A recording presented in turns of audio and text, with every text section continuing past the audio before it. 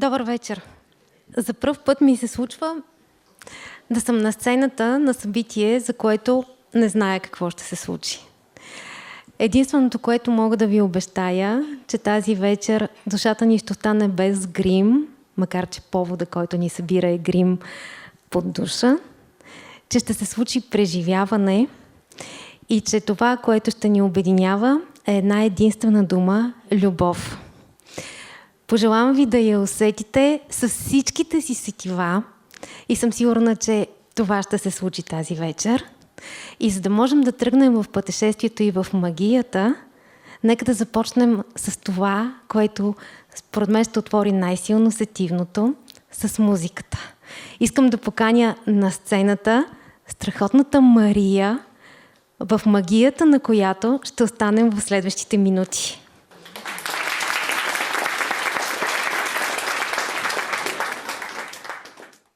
Всички сме се събрали тук, защото обичаме любов.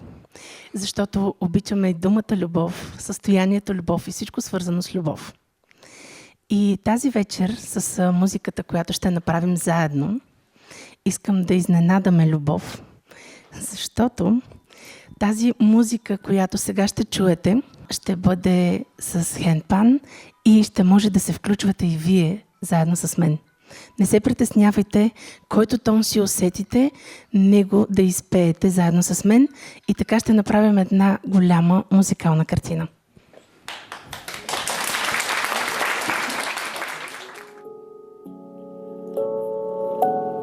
Искам да си затворите очите. Искам малко ефект тук, колкото може. Благодаря.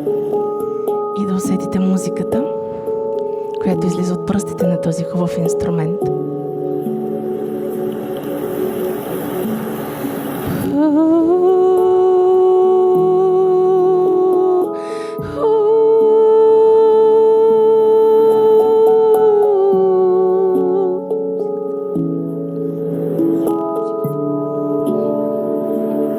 Може да си хванете който тон искате. Няма абсолютно никакви ограничения. И се насладете на цялата атмосфера, която заедно ще сътворим.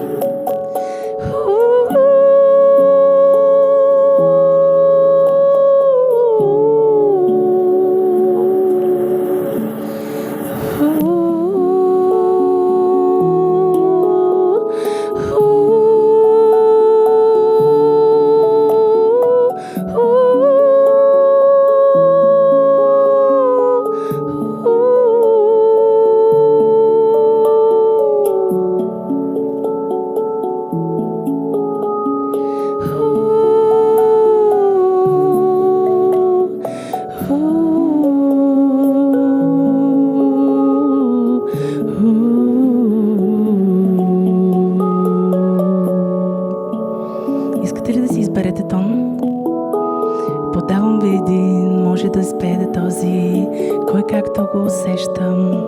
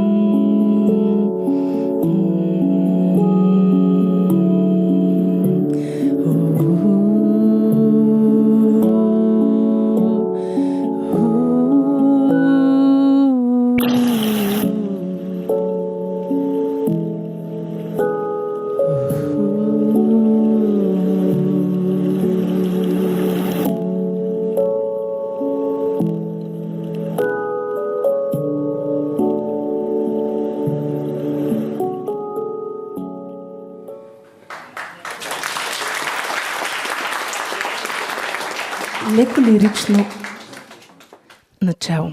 Давам този хубав, прекрасен момент на любов.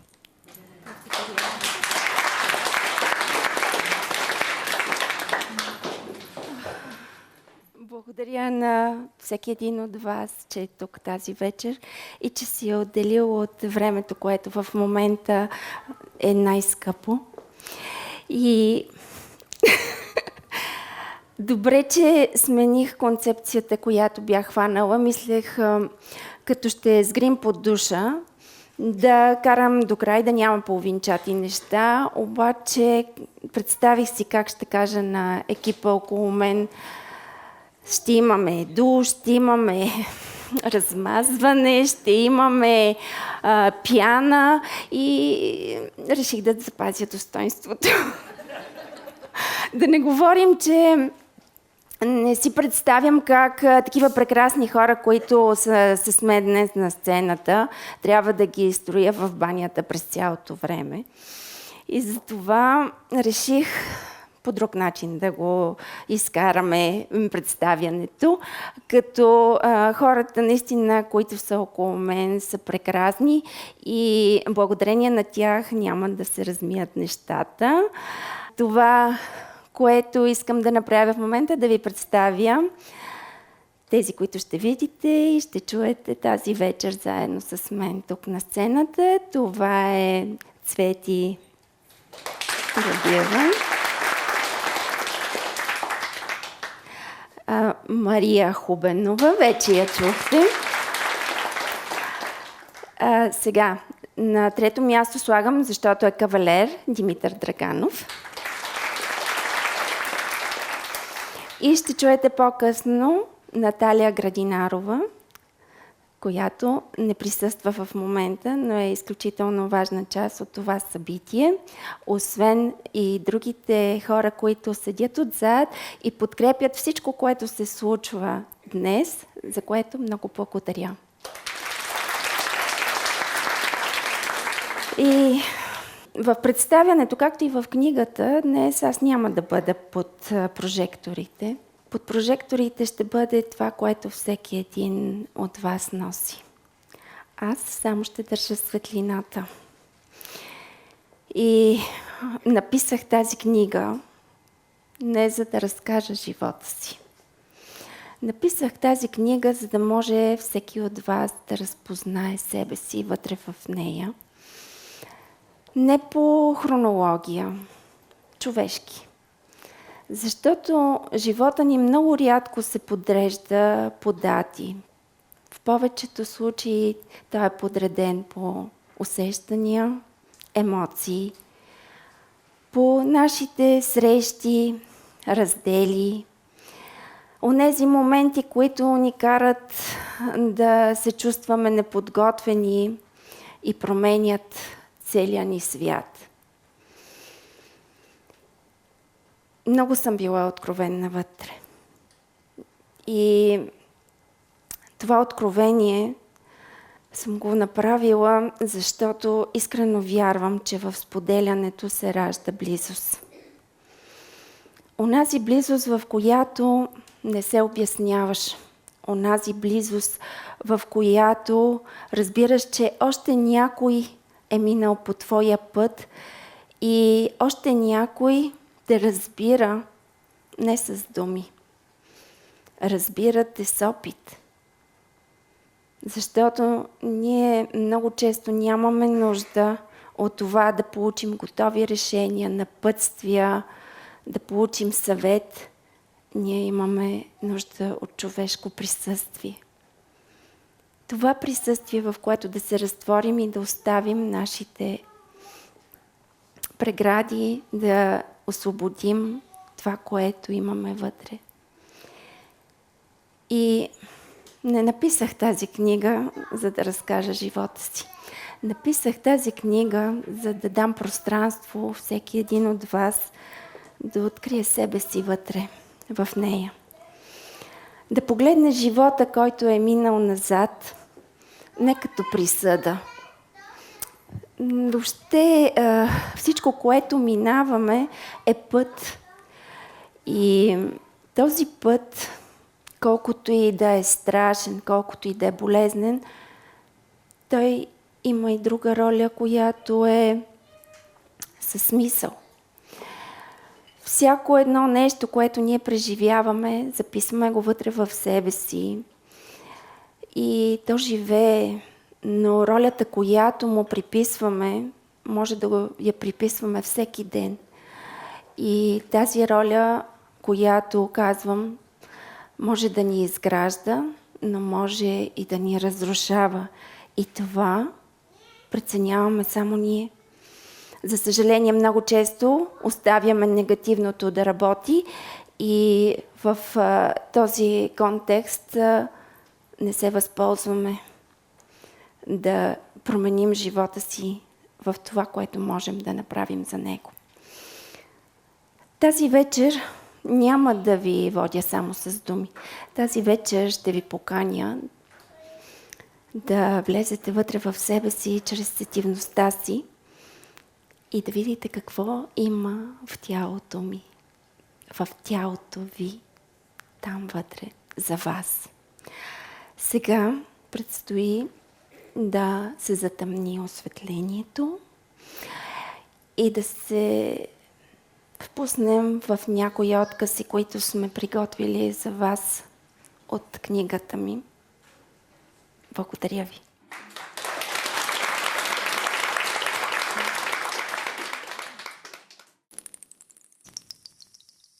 Може би очаквате тук да откриете сензации. Скандали, пикантни признания, забранени любови и разтърсващи тайни. Може би ще си помислите, че това е поредната изповед в стил жълт вестник. Истината е различна. Всичко в тази книга е истинско, но не е ефтино.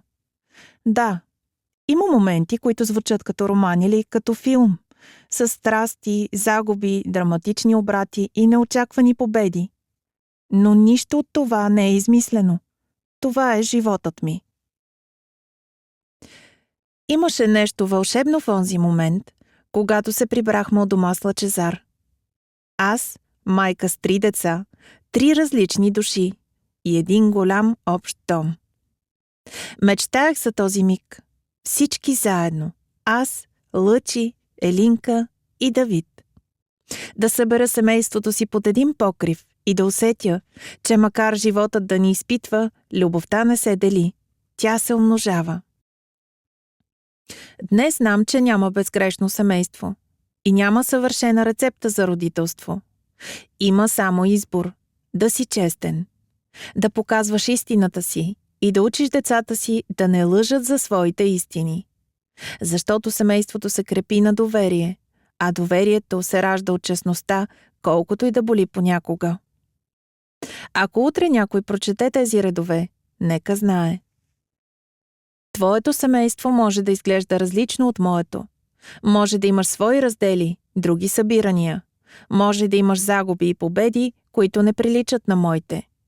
Но ако в сърцето ти живее любов, която не се дели, а се умножава, тогава ти си у дома. Домът не е място, а състояние. Там, където любовта не се дели, а прави всички по-цели. Здравето не е просто отсъствие на болест, а състояние на вътрешна хармония. В нашата вътрешна лаборатория всяка мисъл е молекула, всяка емоция е реакция, която или лекува, или разрушава. Всяка дума към близките е хапче. Може да бъде отрова, а може да бъде лекарство.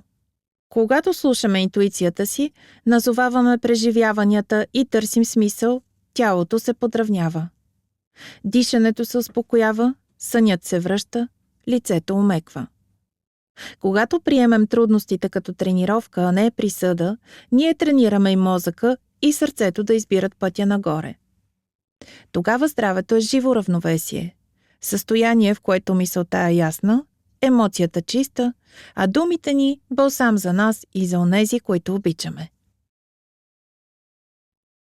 Когато дойде време за промяна, пусни старите стени, старите дрехи, остави ги на миналото. Спомените имат срок на годност, след който се превръщат в котви. Защото само така събираш енергия за следващото си ниво. Отделянето не е смърт, то е обновление. Който умее да пуска с любов, не губи нищо. Той взема със себе си само това, което няма тежест – обичта, уроците, светлината. А всичко останало остава за миналото, там, където му е мястото. Това е моят урок. Урокът, който баба Минка ми прошепна с душата си. Никое богатство не тежи толкова, колкото старото, в което си се вкопчил. А никоя свобода не е по-лека от тази, да знаеш, че можеш да си тръгнеш, когато настъпи моментът. Защото, когато пуснеш със сърце, имаш ръце да прегърнеш новото и ставаш още по-цял. Днес знам, няма късно. Има страх, има оправдания, има съмнение, но няма късно.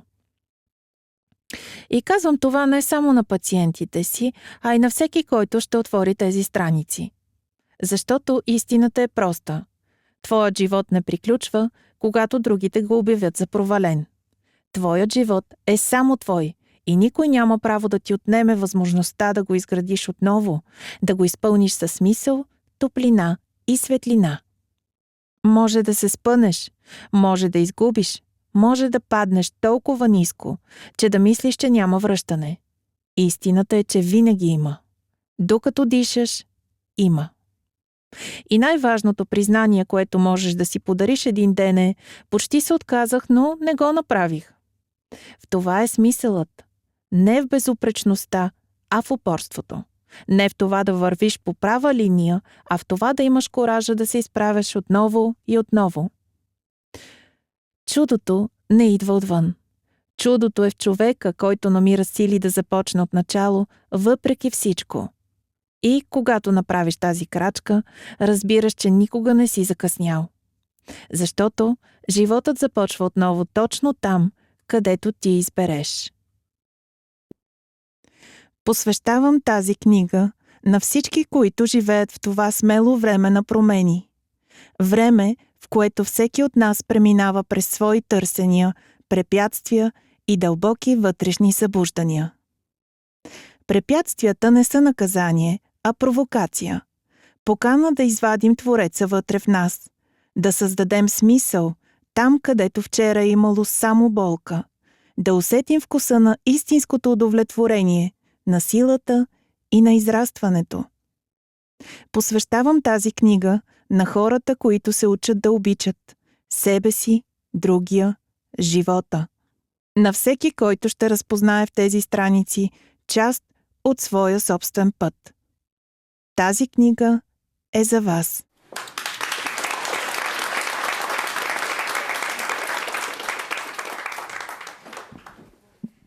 През цялото време, докато слушахме този отказ, не можех да се... Преследваше ме гласа на любов, която застава за тези думи. Но все пак, дори да има най-хубаво написаните думи, е много важно, когато издаваш книга, да има и една редакторска ръка. Затова, моля за вашите аплодисменти за Митко Драганов, който е магиосника.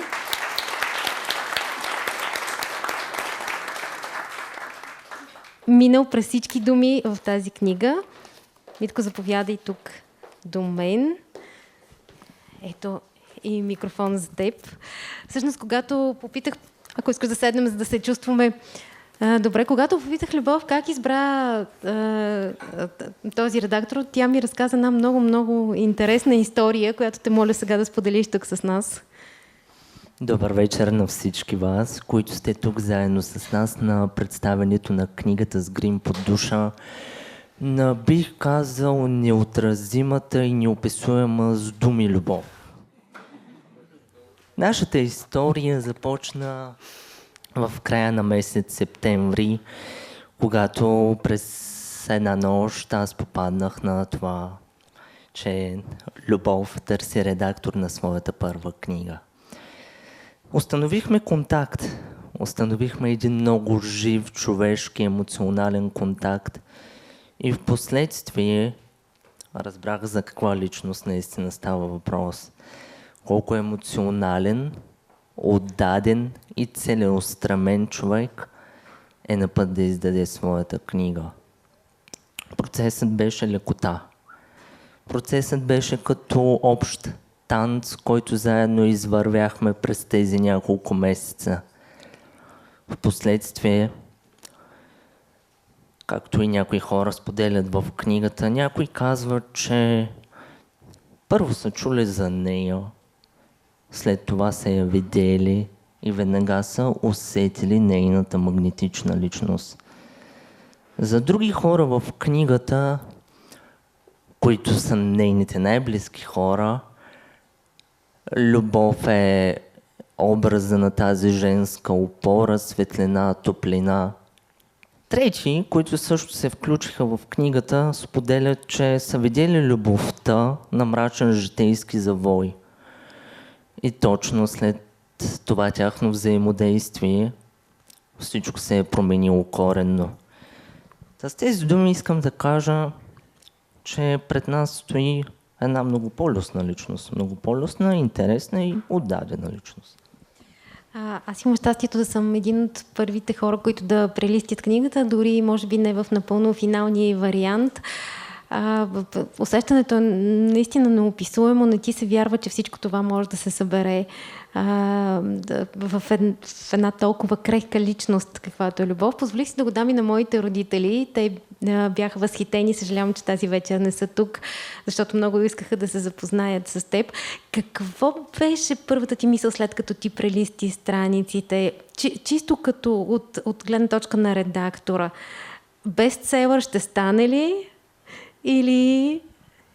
Бих казал категорично да. Определено тук, още при прелистването на първите страници, при прочита на първите думи на любов, които са същинска любов, изпитах едно море от вдъхновение, бих казал, и в последствие, когато задълбах, когато продължихме заедно напред в книгата, аз видях целият й образ.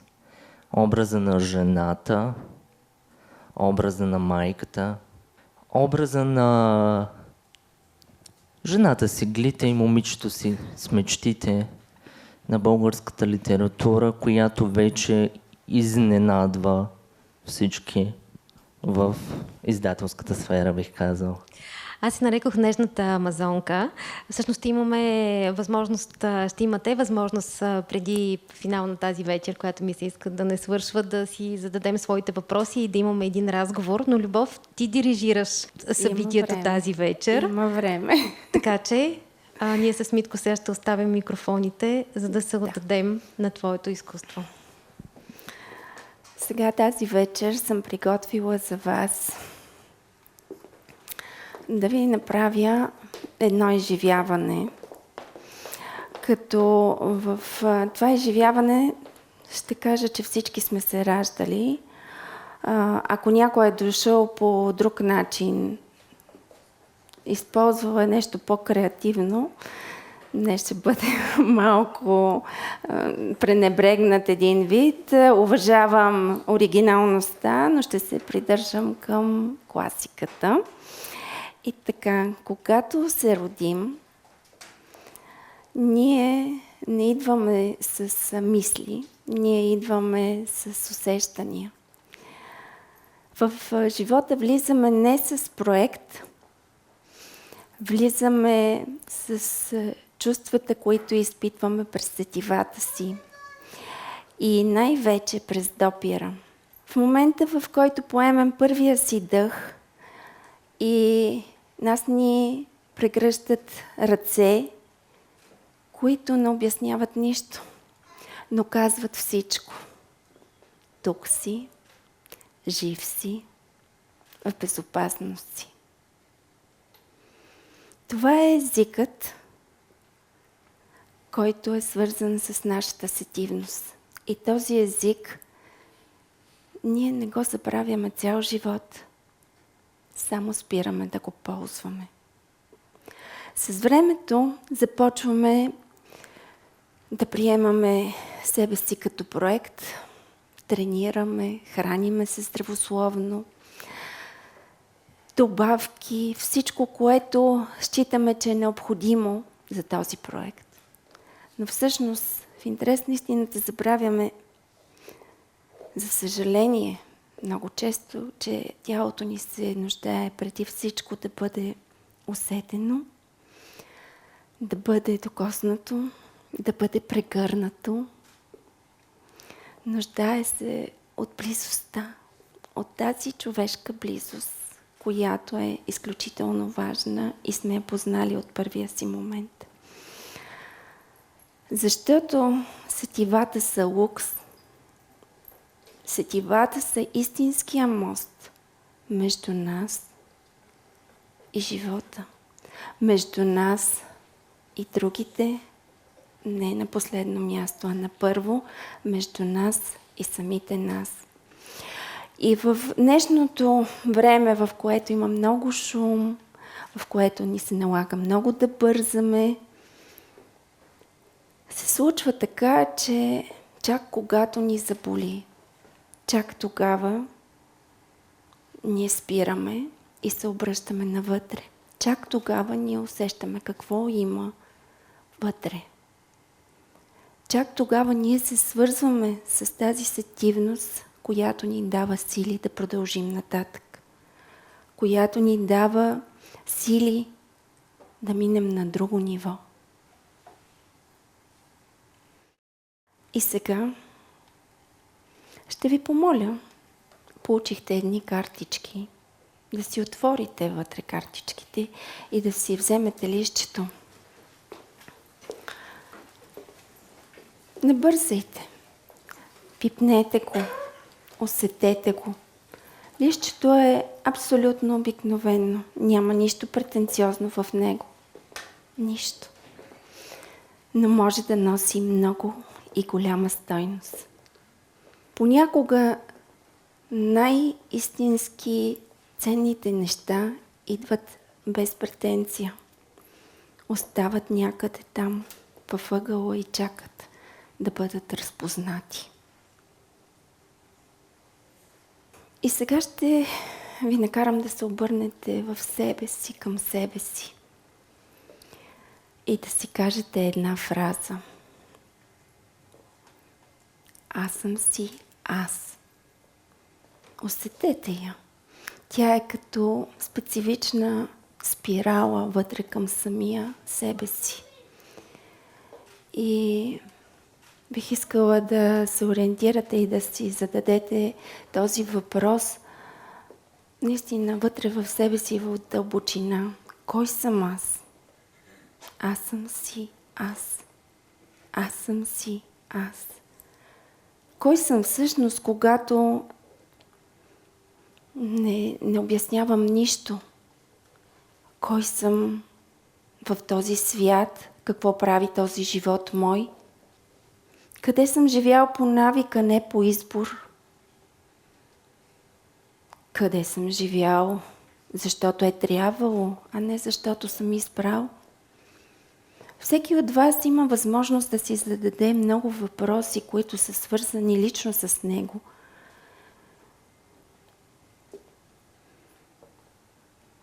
Задайте си ги. И имате молив. С този молив, който ще кажа, че дървото, тук има една дама и ще използвам думи, които тя ми е казала. Дървото, когато бъде отрязано, то не спира да живее. Благодаря, Мария. Не спира да живее, то остава живо. И има много дълбок ритуал, или по-скоро да го наречеме практика, да прегръщаме дънера и да се свързваме с енергията, с земята. Днес ви предлагам минималистичен вариант.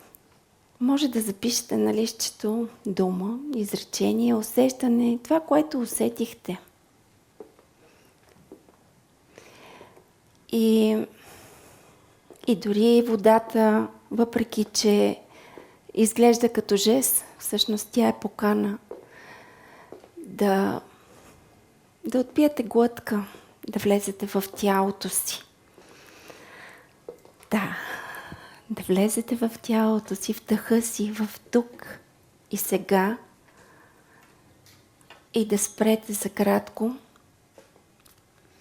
защото истинските прозрения, истинската яснота много често не идва с много мислене, а точно с дълбочината на времето, в което сме спряли.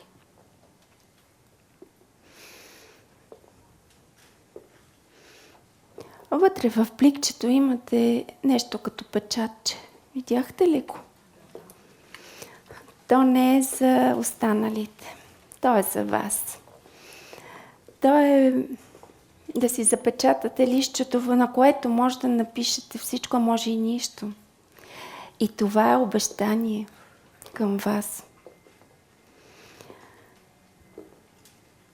Обещание, което не се обяснява и може би никога няма да споделите. Но истината е, че е важно да знаем и да обичаме себе си, а това се случва през сетивата. Ако не чувстваме себе си, как може да усетим другия? Ако не обичаме себе си, а ние можем да се обикнем, ако усещаме, как можем да обичаме другия? Добротата и любовта, те потичат тогава, когато се свържем. Когато усетим себе си, другите, живота. И тя е естествен процес и не е необходимо да взимаме някакво решение, за да ги пуснем, да вложим усилие.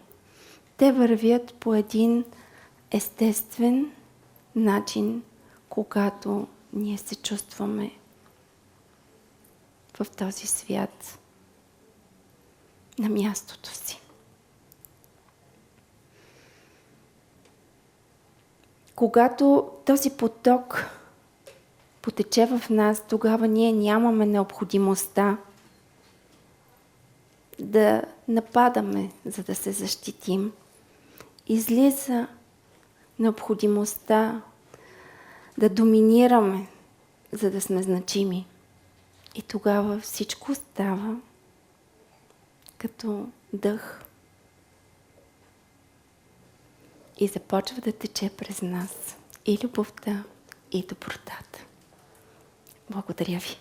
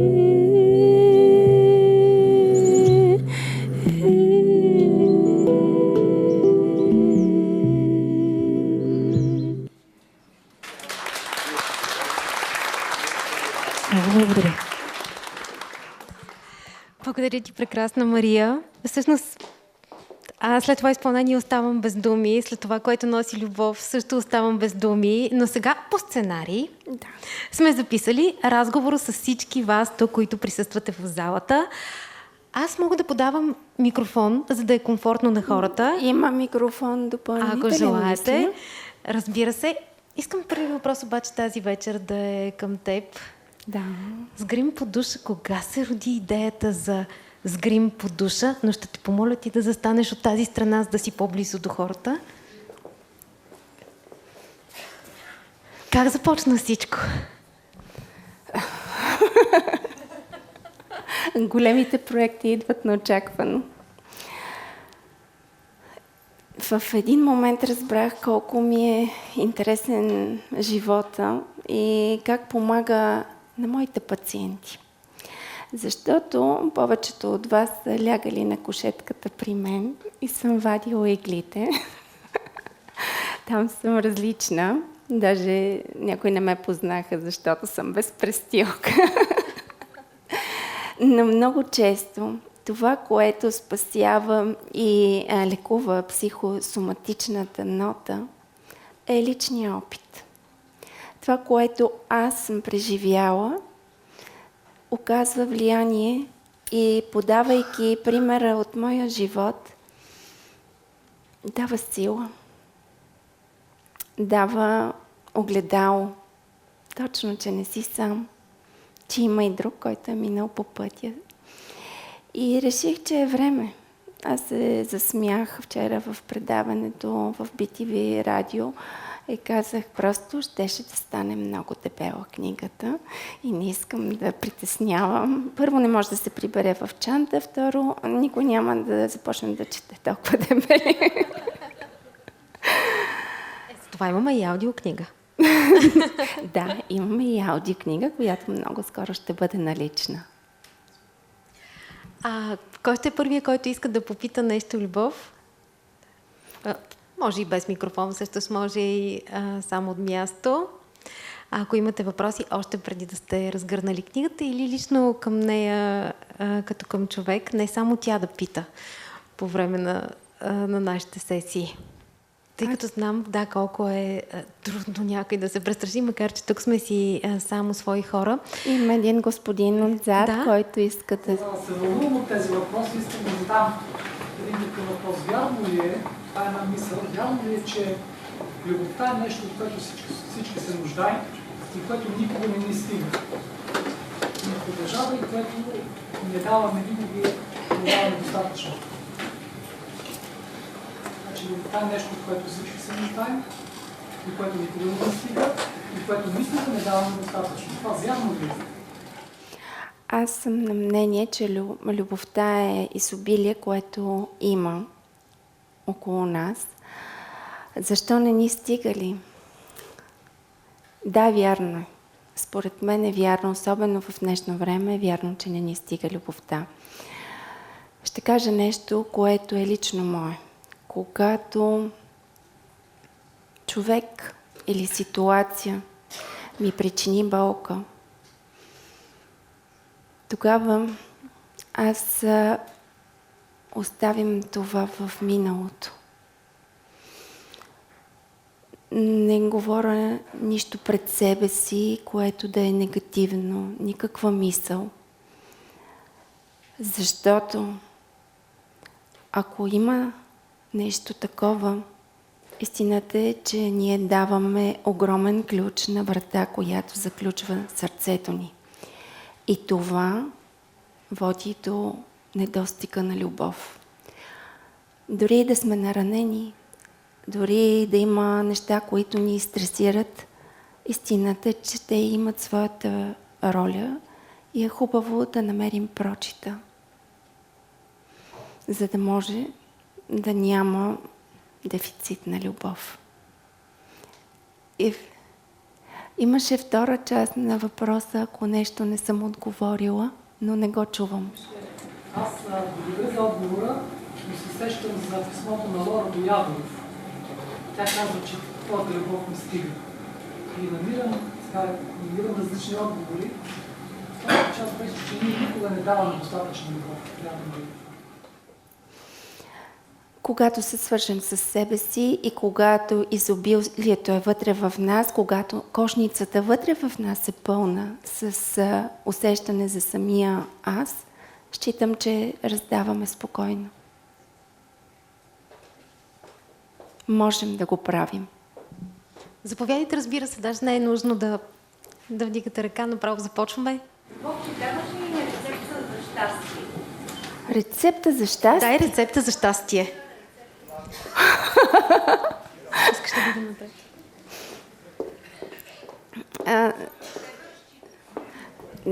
Рецепта за щастие. Така ли стана? Да, на теб разчитаме. Аз от известно време ми се казва, че не готвя достатъчно. Няма как аз да кажа рецепта за щастие. Най-вероятно всеки си има своя, но със сигурност трябва да отворим вътре в себе си и да видим какво обичаме и да си го заставяме в изобилие. Когато аз четох книгата и чета и си казвам, не, това не може да бъде. И след малко казвам, не, това не може да се е случило. И след малко в друг момент, който казвам, това не може да се случи. Имаш ли си твой любим не може да се случи момент в живота си? Цялата ми книга е един не може да се случи момент в живота ми. Цялата книга ми е изобилие от разнообразие.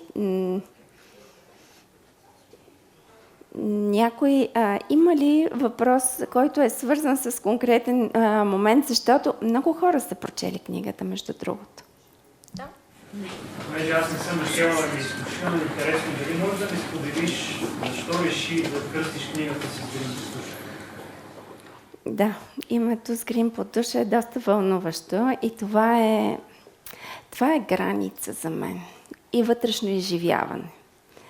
Външния свят и вътрешния свят. Защото когато изляза в обществото, в живота отвън, нещо, което за да покажа колко уважавам и хората, и света, аз се подреждам. И грим, и визия. И истината е, че не ми представлява трудност да имам свежестта и доброто настроение, независимо какво е вътре. Независимо какво е зад входната ми врата.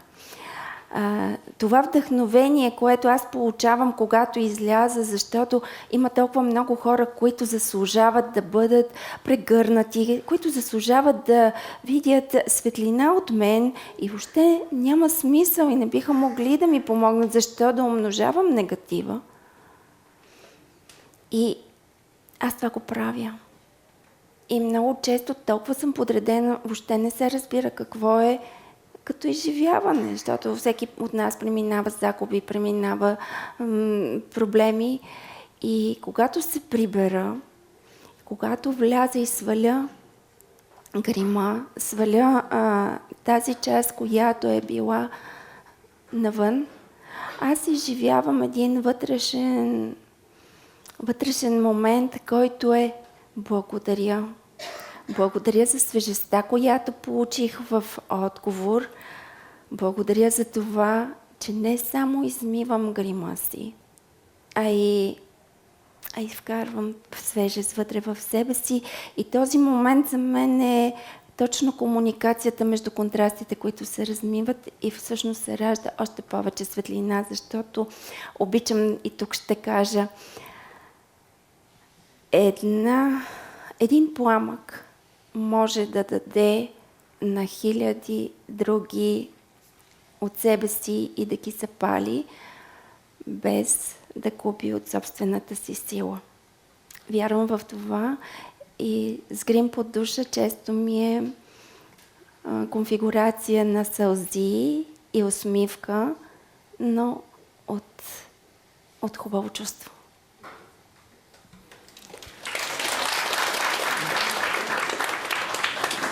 Любов, аз имам един въпрос. Мене не ми трябва микрофон. Усетихме. Аз те познавам, не те познавам като твой пациент, те познавам като човек. И Имаше ли момент при писането на книгата, разбрах, че доста бързо, за по-малко от една година. Страни е бързо. Поздравления за което си я написала. На един дъх ли я написа или имаше моменти, които ти беше трудно, искаш да се откажеш? На един дъх ли ти се получи? Много благодаря за този въпрос, защото той отваря една тема в мен, която ще споделя и тя е много лична. И се надявам в процеса да не се разплачам. Но и да се разплача, какво толкова? И вие ще се разплачете, когато я четете и ще се смеете също. Обещавам. Значи, истината е, че когато нещо си преживял, много лесно го представяш. Аз съм го разказвала, както казвам, много моменти съм ги разказвала, много моменти, погледнато реално съм ги изрепетирала и ги подредих в книгата. Но сега идвам на този тънкия момент, който ще споделя и благодаря за въпроса. Книгата вече беше в редактора. Тя беше завършена. И аз си давам сметка, че за баща ми съм писала почти нищо. Почти нищо. А аз толкова много го обичам. За мен баща ми е бил усмивка, настроение. Където влезеше, всички се смееха, беше толкова отворен, толкова топъл човек и помагаше, имаше невероятно присъствие. И говоря за загуби, но не ги приемайте, че това е нещо, което ме разчувства в момента. Когато брат ми си отиде от този свят и го спомена в днешния ден, преди години, аз мислех, че съм преживяла най-жестоката катастрофа. За мен това беше нещо, което, ако не беше дъщеря ми, Елина, тогава бебе, най-вероятно нямаше да имам сили да продължа напред. И смятах, че този момент ме е капсулирал и ме е накарал да бъда толкова силна, че следващата загуба, баща ми, остана малко като нещо по-отиграно.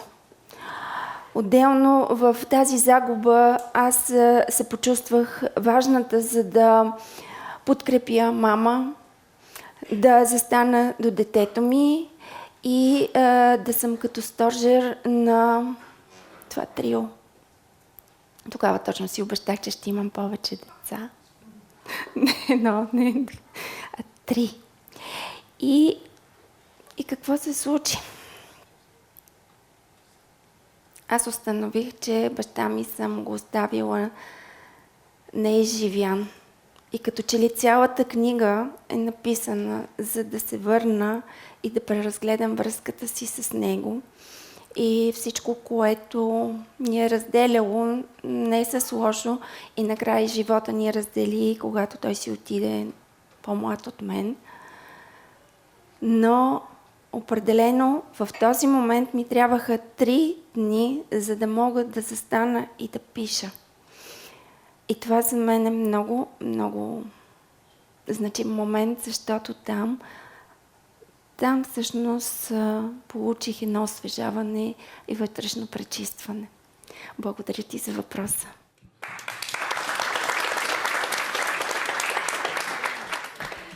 Аз искам също да споделя нещо. Всъщност нашето запознанство се случи, не знам дали си спомняш, но през един страхотен човек, едно невероятно момче, за мен най-популярният талант, актьор и изпълнител в България. И всъщност вярваш ли в предопределеностите на съдбата? Вярваш ли, че така е трябвало да стане? И каква част от хората, които идват при теб, взимаш от тях за себе си? И каква част даваш от себе си на тях? Да, благодаря и че тази вечер е тук въпросният човек. Добре, ние всъщност Иво Ръков, там е аплодисменти за него.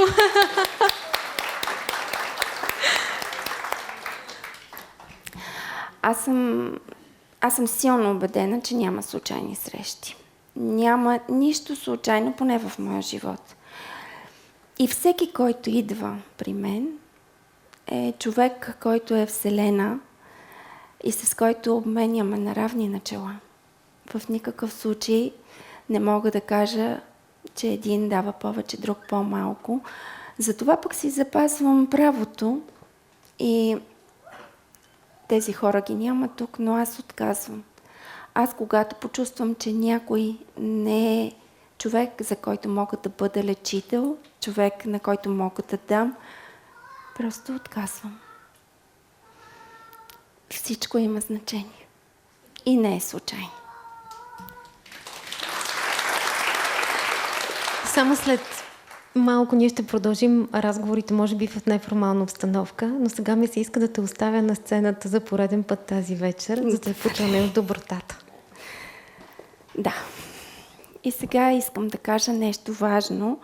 И тъй като започнах малко така, но аз не искам да правя ритуал, няма да ви казвам да ставате в 5 сутринта, няма да ви казвам да благодарите на Вселената.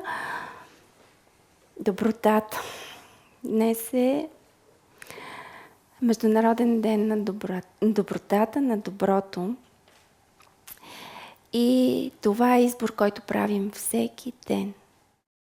Защо и как? Ние всеки от нас си знае вътре в себе си, но добротата не е нещо, с което да сме по-хубави за околните. Добротата не е за да изчистим грешките си. Добротата не е жест формален. Добротата е осъзнат избор. Този избор ние го правим истински, когато сме меки, без да сме твърди. Към човека срещу нас проявяваме тази мекота, която не сме в себе си твърди и жестоки. Тази доброта, която дава пространство, дава граници, но както казах, не заключва сърцето ни.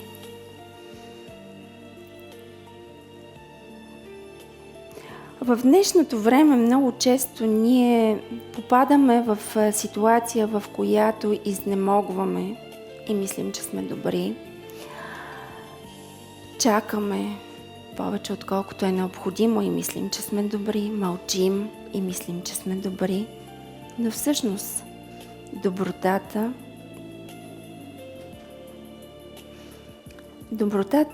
има гръбнак. Тя има яснота. Добротата има стойност. И това не трябва да го забравяме, защото иначе влизаме в саморазрушителен режим, а това при всички случаи не е добро. И тази вечер сме се събрали за една книга. Всъщност, както разбрахте, събрахме се за да усетим, за да се свържем, за да разберем какво е доброта и любов към нас самите, към живота, към другите. И много често говорим за любов, но всъщност това, което показва дали сме добри към себе си и към останалите и дали наистина обичаме, дали я чувстваме, не само да я говорим.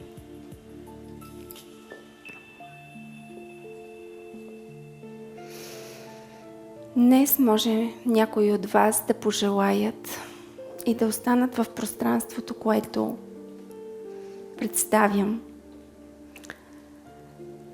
и да не живеят по-силно, по-шумно, а да живеят по-истински. Да не живеят по-бързо, а да живеят по-смислено и да не живеят по-твърдо, а по-цялостно. За вас създадахме Goddess Way. Това е пространство за красота, смисъл и вътрешна зрялост. Място, на което ще заложим на красотата и финеса, както отвън, така и отвътре. Ще искам да презентираме хора, които наистина си заслужават да водят живота ни. И това не е още едно място, в което ще ви се казва какво да правите, как да живеете. Това го прави и достатъчно добре живота. Това е място, в което да се разтворите и да намерите себе си с пълната палитра отношение на мекота, топлина, благост, с които всеки един от вас има нужда да се срещне в себе си.